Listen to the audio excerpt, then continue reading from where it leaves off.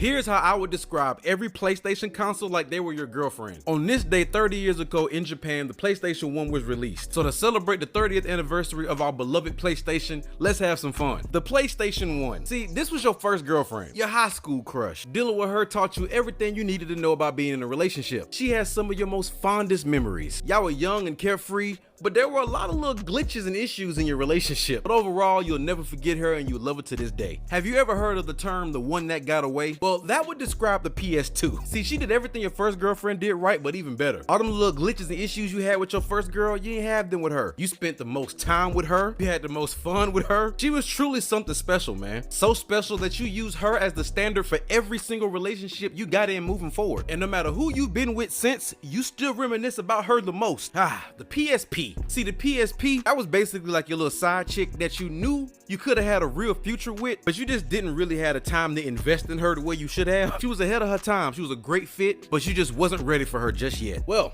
the PS3, what can I say about you, baby? She was the one that you were trying to recapture everything you had with your PS2 girlfriend, but she just couldn't do it. Now, granted, she looked better, had a lot more to offer, but for some reason, it kind of didn't matter. For one, she was definitely more high maintenance than your last one. Not to mention, there was somebody else at the time that kind of had your attention a little bit more than she did. But after some time passed, you look back at this relationship and realize she was actually a pretty good girlfriend. You know, every now and again, you hit her up just to see how she's doing. The PS Vita. This was just a random extremely attractive one night stand that you had. You forget about her a lot until one of your homeboys bring her up like, hey bro, you remember that chick? And you be like, oh shit, I forgot all about her. It was fun while it lasted, I guess. Oh, the PS4 wifey. You know how they say nobody's perfect, but you're perfect for me? Well, that does not apply to this because this is perfection. This is the baddest bitch you ever had, okay? Nobody was more loyal than this one. She held you down so much that even when you got a new girlfriend, she still kept holding you down. I mean, she did everything right. Sometimes it make you question what was the point of me even getting a new girlfriend if this one was still gonna be so relevant in my life. 10 out of 10, the baddest bitch out there. And lastly, PS5. Hands down the prettiest girlfriend you've ever had. She's gorgeous. See, before her, you had a type. You tried something different with this one till you realize she really ain't that much different than your last one. She looks good, she feels great, but